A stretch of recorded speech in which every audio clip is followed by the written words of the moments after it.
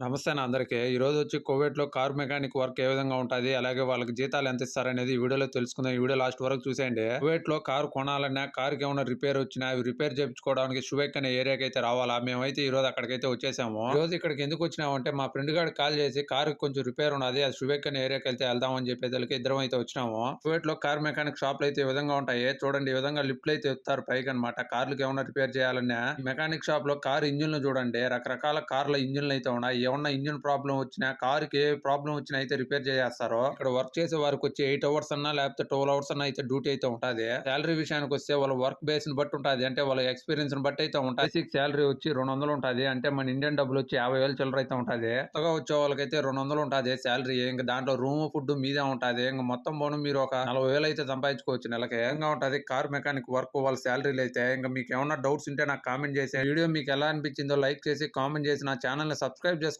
బా. ఎవరు సబ్స్క్రైబ్ చేసుకోవడం లేదు.